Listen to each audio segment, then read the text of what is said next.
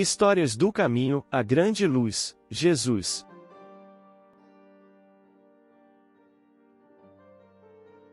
E outra vez lhes falou Jesus, dizendo: Eu sou a luz do mundo, quem me segue não andará em trevas, mas terá a luz da vida. Pelos caminhos de Jesus. Para todas as direções existem caminhos. Há curtos caminhos que conduzem à loucura e ao suicídio, ao crime e ao desespero. Também os há largos e longos que facultam a embriaguez dos sentidos, o desregramento da emoção, nos compromissos infelizes. Veredas surgem, sem saída, e estradas se apresentam sem fim. A vida, em si mesma, é um caminho que cada criatura percorre na experiência existencial com êxito ou fracasso, conforme a opção feita. Todos seguimos por caminhos variados, muitas vezes, ignorando ao ponto que nos levam. Os insensatos mudam de trilha conforme a variedade das sensações consumidoras a que se entregam. Os egoístas elegem as vias solitárias nas quais se perturbam após longa marcha.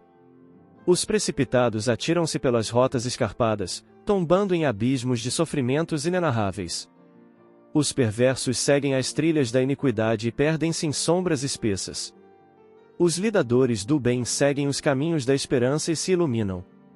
Os servidores da caridade movimentam-se nas trilhas do sacrifício e chegam aos portos da paz. Os apóstolos do amor elegem os roteiros da ação dignificante e repousam nos climas da ventura que alcançam. Na diversidade de caminhos os homens perturbam-se ou libertam-se. Ninguém, no entanto, que siga pelos caminhos de Jesus deixará de alcançar a meta que persegue: a felicidade integral.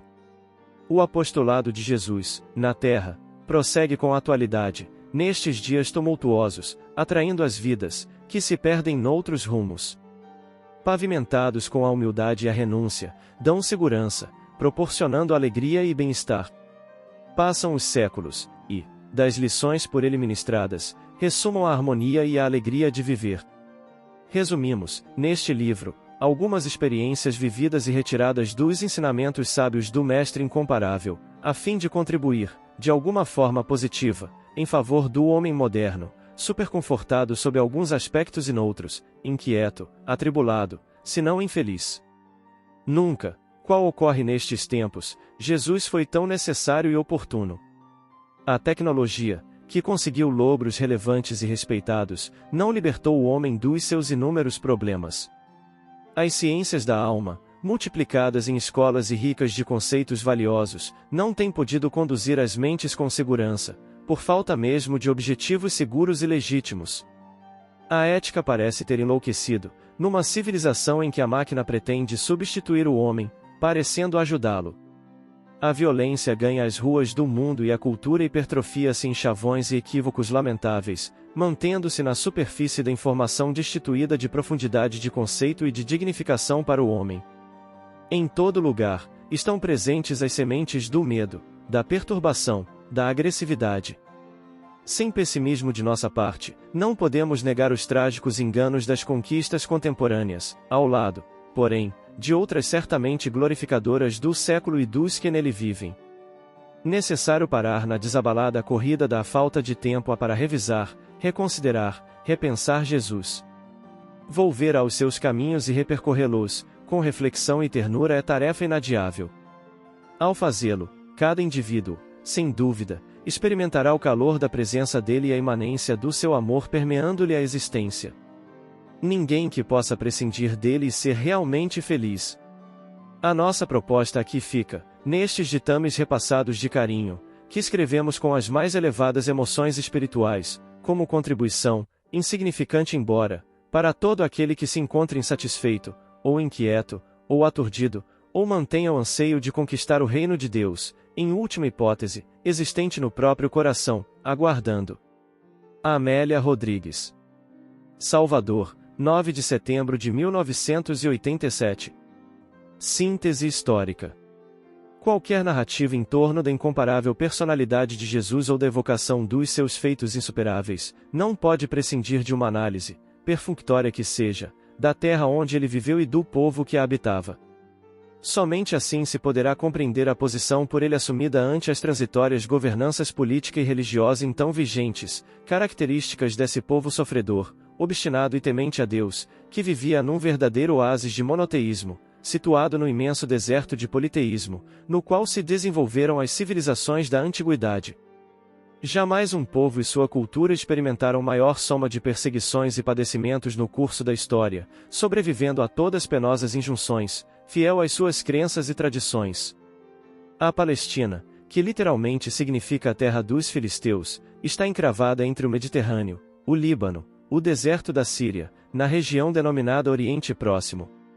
Inicialmente, a sua localização geográfica a punha na encruzilhada das grandes e indispensáveis rotas comerciais que levavam, na Ásia Menor, ao Egito, à Mesopotâmia e à Arábia. Graças a isso, experimentou sucessivas invasões dos egípcios, mesopotâmios, persas, e, por fim, dos romanos, que a destroçaram por largos séculos. Quando os hebreus ali chegaram e se impuseram, esmagaram os filisteus, que a habitavam, e aos quais deve o nome, que se deriva de Filístia, por volta do século XIV a.C. Os filisteus habitavam-lhe uma estreita faixa de terra litorânea de Jope, no deserto de Gaza. Como Estado hebreu, a Palestina, com raros intervalos, foi governada pelos seus membros entre 1025 a.C. até 135 a.C.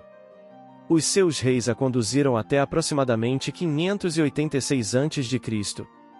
Pelos acontecimentos históricos que ali tiveram lugar, foi denominada como Terra Santa, fez-se as ocorrências bíblicas que lhe deram notoriedade, unindo fatos e revelações humanos como espirituais, igualmente por se tornar o lugar do nascimento de Jesus.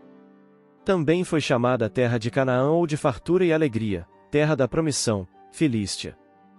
Por volta do século IV a.C., Alexandre e suas hostes conquistaram os persas, e, consequentemente, dominaram a Palestina, que passou a experimentar-lhes o jugo dominador. Com a desencarnação do conquistador, por volta de 323 a.C., a dinastia dos Ptolomeus, que houvera sido fundada por um dos generais do Macedônio e que se apoderara do Egito, entrou em luta com a dos Seleucidas, de idêntica origem, que dominava a Síria, por causa da Palestina. Alexandre, nas suas conquistas, mantinha uma ideologia que, acima do desejo de conquistar o mundo, pretendia unir os povos numa mesma civilização eminentemente helenizada. Como consequência, o helenismo objetivava unir os elementos culturais gregos com os tomados dos países conquistados, embora com características variantes entre os diversos povos.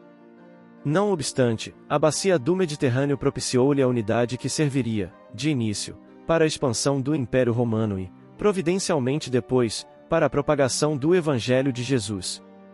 Os judeus, porém, reagiram vigorosamente contra o helenismo, de princípio, qual ocorreu mais tarde contra o romanismo, que em ambas culturas viam poderosa ameaça à fé no Deus único de Israel. Por esta razão, os conflitos se fizeram constantes entre as imposições dos dominadores e as raízes religiosas da tradição judaica. O ápice dessas lutas teve lugar com a rebelião dos Macabeus, quando o sacerdote Matatias, posteriormente, os seus filhos Jonatan, Judas e Simeão se opuseram ao helenismo dos Seleucidas, que tentavam impor os deuses pagãos aos judeus. O movimento logrou algum êxito, porém João Hircano, filho de Simeão Macabeu, amolentou-se, fazendo concessões aos gentios e se amoldando aos hábitos dos povos fronteiriços que mantinham costumes helênicos, originando-se aí a grande perseguição. No ano 63 a.C., Pompeu pôs fim à dinastia dos Macabeus, depondo Aristóbulo II e devolvendo, mais tarde, aos descendentes deste, alguma autoridade, em funções de sumo sacerdote e etnarca. Os chamados etnarca eram governadores de províncias do Oriente relativamente autônomas, vassalas dos romanos. Herodes, que houvera sido nomeado rei da Judéia pelos conquistadores romanos, no ano 40 a.C., foi o último dos descendentes macabeus, considerando-se que sua esposa procedia deste clã. Herodes, desejando agradar os romanos, que embora condescendentes com os seus povos, no que tangia à cultura e à religião, não entendiam a obstinação judaica, tentou introduzir o helenismo no país, construindo templos em honra a Roma e a César Augusto, quer na Samaria, quer em Cesareia. Todavia, quando intentou colocar uma águia de ouro, símbolo de Roma, na entrada do templo, em Jerusalém, erguido e embelezado ao longo dos séculos, os judeus se rebelaram e ele teve que se utilizar da violência sangrenta para manter a ordem. Os seus sucessores prosseguiram em tentativas helenizantes, o que motivou contínuas e lamentáveis rebeliões. Foi neste clima que nasceu Jesus. Ele era ainda criança, quando o etnarca Arquelau, para abafar a nova sublevação judaica, recorreu às tropas romanas que, sob o comando de Varo, destruíram Séforis, capital da Galiléia, crucificando 2.000 rebeldes. Para sobreviverem, face às circunstâncias, os judeus dividiam-se em partidos, dentre os quais destacou-se o dos fariseus, que era o mais tenaz e intolerante, contra o qual, inúmeras vezes, se levantou Jesus. Caracterizados pela exagerada observância da lei, chegavam a manter 600 deveres, que lhes pareciam indispensáveis para uma vida rígida em relação a Deus e ao país. Na impossibilidade de se desobrigarem de tal exagero, fugiam para a astúcia e hipocrisia de conduta, sempre preocupados com o exterior, em detrimento do valor intrínseco dos fatos e coisas. Os saduceus, por sua vez, constituíam o partido da aristocracia que, para manterem os bens e a posição social, favoreciam o dominador romano. O sumo sacerdote pertencia a esta casta social, sendo-lhes o culto do templo o dever de maior relevância. Levantavam-se contra as doutrinas da ressurreição e da existência dos anjos, mantendo permanente clima de conservadorismo. Os zelotes, partido que se opunha ao jugo romano, prosseguiram após as crueldades de Varo e se responsabilizaram pela grande rebelião de 66 a.C., a mais violenta de todas, que culminaria na destruição de Jerusalém no ano 70, quando Tito, general, e depois imperador romano, dominou a cidade e arrasou o templo, não deixando pedra sobre pedra, que não fosse derrubada. Outros grupos menores formavam pequenos partidos, entre os quais o dos essênios, que habitavam as margens do Mar Morto e viviam apartados do mundo dos gentios, preservando os seus cultos ancestrais. Embora as diferenças superficiais dos grupos e partidos, todos os judeus sustentavam o monoteísmo ético e a esperança escatológica. A crença geral em Deus, na sua justiça e a esperança da chegada de um Messias, que restaurasse a soberania de Israel, criando um reino de paz e de felicidade, eram a ambição de todo judeu. Uns esperavam essa hora com paciência e outros desejavam apressá-la através das armas. Veio Jesus, porém, e eles não o compreenderam, não o receberam, não o quiseram. O grande desafio. Jamais igualado, Jesus é o grande desafio para a humanidade. Nascendo e vivendo em pequenos lugares comuns a todos os lugares, entre pessoas simples e desatentas, que existem em toda parte e em todos os tempos, a sua é a existência global, divisória dos acontecimentos históricos, que se fizeram assinalar pelo berço de palha, sinal épico das épocas passadas e futuras. Péricles ou Augusto, que deram os seus nomes aos séculos em que nasceram, Fídias, Sócrates e Heródoto, que marcaram o pensamento literário, artístico e histórico, profundamente, Júlio César, Carlos Magno, Francisco de Assis e Miguel Ângelo, que alteraram os acontecimentos humanos, Voltaire, Beethoven e Freud, que reformularam os conceitos filosóficos, musicais e psicológicos, ao lado de Edison, Fulton e Einstein, que sugeriram técnicas preciosas e decifraram enigmas, não se lhe equiparam. Não obstante a grandeza das suas realizações, vários deles se inspiraram nos seus ensinos e não lograram sensibilizar outras pessoas na profundidade em que ele o conseguiu. A sua mensagem inspirou as mais belas páginas da literatura, da arte e da filosofia, arrebanhando o maior número de mártires que jamais se conheceu. A sua figura, que impressionava todos aqueles que o fitavam, ultrapassou o período em que viveu, abalou o Império Romano e alterou completamente a história do Ocidente. Amado ou odiado, Jesus não deixa ninguém indiferente da sua comunicação ímpar. Usando linguagem simples e atual em todas as épocas, revoluciona interior e exteriormente os indivíduos que travam contato com o seu conteúdo. A indiferença não viceja em relação à sua vida. Mensageiro incomparável do amor, utilizaram-no para guerras de interesses inconfessáveis. Libertador por excelência, foi usado para justificar comportamentos escravocratas e absurdos. Amigo de todos, tomaram-no, através das paixões mesquinhas, como divisor de grupos e indivíduos. Filho de Deus, confundiram-no propositalmente com o Criador, dando margem a conflitos de toda ordem. Amor ímpar, fizeram-no símbolo de força terrena, enganosa. Simples e abnegado em todos os atos, alçaram-no aos tronos equívocos e aos poderes transitórios. Imensurável, na sua grandeza, permanece incompreendido na mensagem de que se fez portador. Para explicá-la, elaboraram teologias complexas e confusas, surgiram exegetas especializados e intérpretes exigentes, quando os puros de coração e os simples de espírito podiam compreendê-la e vivê-la sem rebuços, nem afetação. Adornam-na de símbolos e rituais, cerimônias luxuosas e sacramentos inócuos, desvestindo-a dos caracteres de amor e espontaneidade que vicejavam nos seus lábios e conduta. Criaram uma casta sacerdotal para ensiná-la, quando ele sempre se levantou para profligar tal comportamento. Convocam-no para amaldiçoar e matar, olvidados que ele é vida e vida abundante. São os paradoxos humanos. Todas as pessoas que o entenderam pelo coração, ofereceram-se em holocausto de amor ao seu amor. Marchavam felizes para o martírio, certas da vitória, além do corpo. E prossegue arrebatando milhões de indivíduos, apesar das alterações que introduziram no seu pensamento inatacável.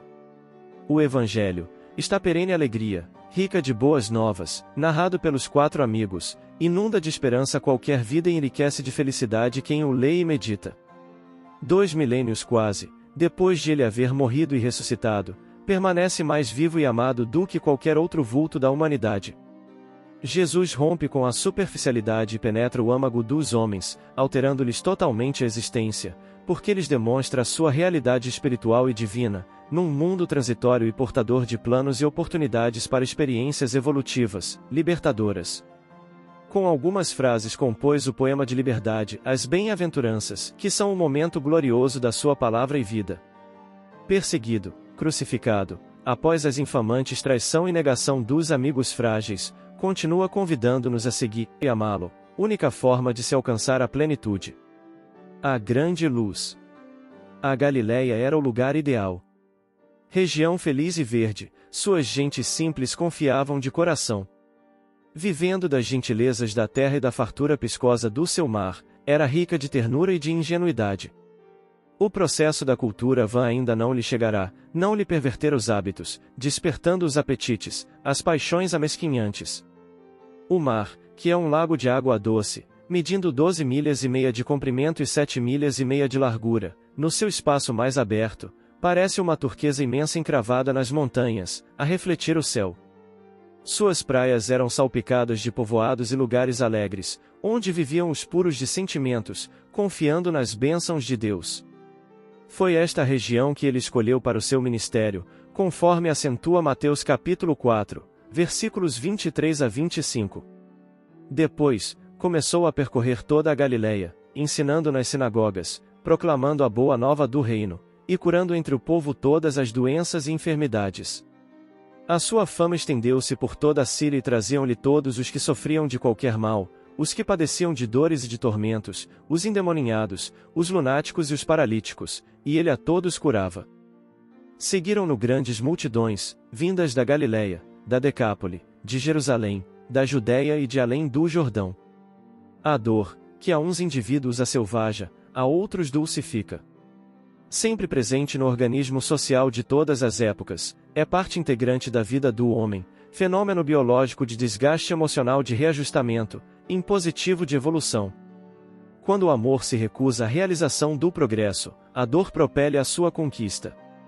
Variando de dimensão na escala das necessidades, ninguém há que a não experimente ou que a desconheça.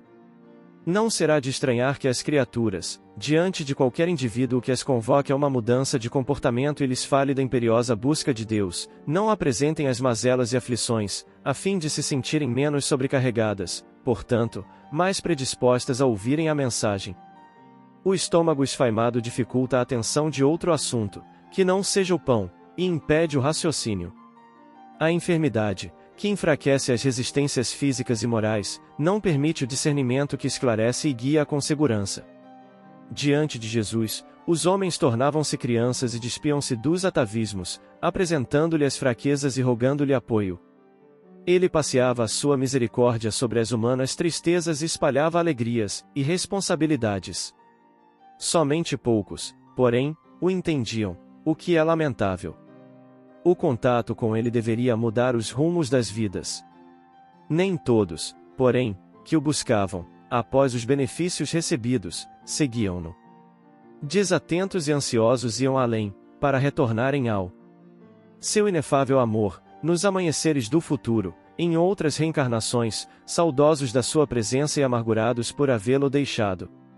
Deambulam hoje, melancólicos e lutadores, muitos daqueles que o viram e foram socorridos, que estão de volta, falando sobre ele e buscando arrancá-lo da memória longínqua, para os momentos presentes.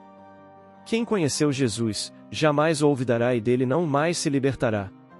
Não importa o tempo que passe. Impregnado pelo seu amor, retornará à sua presença como o rio coleante entre as anfractuosidades do terreno, buscando o mar do qual se separou. Não obstante, ingênuos, os galileus pensavam nas questões imediatistas, e a faina do dia, o aconchego do lar, o repouso, a devoção religiosa no sábado. Não aspiravam a mais altos e amplos ideais, pois que não os necessitavam. O pão, o vestuário, a família, a fé, eis as necessidades reais, prementes. O Verbo divino despertava-os para a vida, a conquista do país interior, o futuro eterno. Ante a sua presença alterava-se a paisagem dos sentimentos e penetrante música dominava-lhes a pauta do coração e a partitura da mente aberta aos sons sublimes. O pão, refere-se-ele aos ouvintes curiosos, atentos, desgasta-se e a fome retorna, mas o alimento da alma, que é o conhecimento da verdade, nutre-a para sempre. A verdade, porém, que é, para aquele povo, que não aspira às grandes conquistas e se basta com o que tem e conforme vive? Indiferente às tricas farisaicas, teme mais aos sacerdotes do que os ama e respeita. Os puros de coração alienam-se dos dominadores pelo temor, embora estejam próximos pela servidão, que mais os afasta deles. A verdade, explica o mensageiro de Deus, são o conhecimento de si mesmo, a autoafirmação no bem, a transformação pessoal para melhor, com incessante esforço de superação das imperfeições, a busca de vida eterna, a saúde integral. Eles entendem, porque isto é lógico. Porém, estão enfermos, trazem os seus doentes, a fim de constatarem a legitimidade do embaixador. As suas credenciais devem ser apresentadas, a fim de que seja aceito na condição em que se faz conhecer. Jesus, então, cura as enfermidades, fortalece as debilidades orgânicas, restaura o otimismo, compartilha do festival das dores humanas levando todos a estados majestosos, altissonantes, de ventura. A variedade de injunções dolorosas é surpreendente. O homem, herdeiro dos seus feitos passados, apresenta-se com a ceifa refletida na aparência e na conduta. O mestre o sabe e seleciona aqueles que devem ser reabilitados, enquanto outros necessitam de seguir em mais demorada recuperação. Na azáfama dos labores de reequilíbrio das massas, ou seja, na grande pressa de curarem-se, aparecem os lunáticos, que a esquizofrenia ensandece e os endemoninhados, que a obsessão subjuga. O desconcerto mental de ambos é, aparentemente, igual, todavia, a gênese e a manifestação do desequilíbrio são diferentes. No primeiro caso, o próprio espírito arruinou os equipamentos mentais. No seguinte, a interferência de outra mente desestruturou a linha da razão e do comportamento. A consciência culpada, que fugiu à justiça, esculpe em si mesmo os tormentos de que precisa para o ressarcimento da dívida. A consciência em débito, cede o seu campo ao cobrador inclemente que lhe cerceia a área do raciocínio. Jesus conhece os autoflagelados e identifica os perseguidos. A estes e aqueles, porém, desembaraça do cipoal da perturbação pedindo-lhes que se reabilitem e não voltem a comprometer-se. É imperioso que seja seguida a recomendação, a fim de que não venham a tropeçar em problemas maiores, emaranhando-se em dificuldades mais graves e danosas. E aos inclementes perseguidores concede, também, a liberação, facultando que sejam afastados e cresçam no amor, no perdão, evoluindo no rumo do próprio e do bem geral. As multidões chegam de toda a parte, para ouvi-lo e beneficiar-se. A grande luz está no mundo, e, durante aqueles dias não haverá escuridão. Sua claridade impregna os homens, as paisagens onde brilha e fugirá através dos tempos, no rumo do futuro e da humanidade de amanhã. Buscaram-na ontem as multidões aflitas e disputam-na hoje as culturas e civilizações enlouquecidas, seguindo o atavismo dos benefícios externos, sem a real preocupação de colocá-la no mundo íntimo, a fim de que nunca mais haja trevas. Por um pouco mais, ainda será assim. Quando, realmente, estiver cansado, o homem abrir-lhe-á a vida e Jesus o tomará em definitivo, auxiliando-o na liberação total. Já então não haverá problemas, nem sofrimentos e somente júbilos e paz. Sois a luz. Vós sois a luz do mundo. Jesus. Mateus, capítulo 5, versículo 14. Quando Cristo designou os seus discípulos, como sendo a luz do mundo, assinalou-lhes tremenda responsabilidade na terra.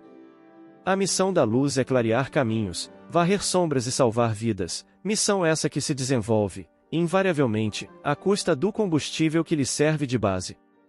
A chama da candeia gasta o óleo do pavio. A iluminação elétrica consome a força da usina. E a claridade, seja do sol ou do candelabro, é sempre mensagem de segurança e discernimento, reconforto e alegria, tranquilizando aqueles em torno dos quais resplandece. Se nos compenetramos, pois, da lição do Cristo, interessados em acompanhá-lo, é indispensável a nossa disposição de doar as nossas forças na atividade incessante do bem, para que a boa nova brilhe na senda de redenção para todos. Cristão sem espírito de sacrifício é lâmpada morta no santuário do Evangelho. Busquemos o Senhor, oferecendo aos outros o melhor de nós mesmos. Sigamo-lo, auxiliando indistintamente. Não nos detenhamos em conflitos ou perquirições sem proveito. Vós sois a luz do mundo. Exortou-nos o Mestre, e a luz não argumenta, mas sim esclarece e socorre, ajuda e ilumina. Emanuel. Comentários finais. Se te afeiçoares ao Evangelho, não te situes por fora do serviço cristão. Procuremos o Senhor, seguindo-lhe os passos. Somente assim estaremos com o Cristo, recebendo-lhe a excelsa luz. A oração abre o contato com a percepção do amor fraternal, depois do momento de estase, a necessidade de pôr em prática a fé viva, que transforma pensamentos e sentimentos em ações, que enxugam as lágrimas e felicitam quem recebe o carinho dessa ternura. És a luz do mundo, vem archote de luz, vem Jesus, viva Jesus! Nascer, morrer, renascer ainda e progredir sempre, tal é a lei. Base bibliográfica. Evangelho de João capítulo 8, versículo 12. Pelos caminhos de Jesus, pelo Espírito Amélia Rodrigues, médium de Valdo Pereira Franco, prefácio pela autora espiritual. Pelos caminhos de Jesus, pelo Espírito Amélia Rodrigues, médium de Valdo Pereira Franco, capítulo 1, o grande desafio. Pelos caminhos de Jesus, pelo Espírito Amélia Rodrigues, médium de Valdo Pereira Franco, capítulo 2, a grande luz. Fonte viva, pelo Espírito Emanuel, médium Francisco Cândido Xavier, capítulo 105, sois a luz. Fonte viva, pelo Espírito Emanuel, médium Francisco Cândido Xavier, capítulo 166, sigamo-lo.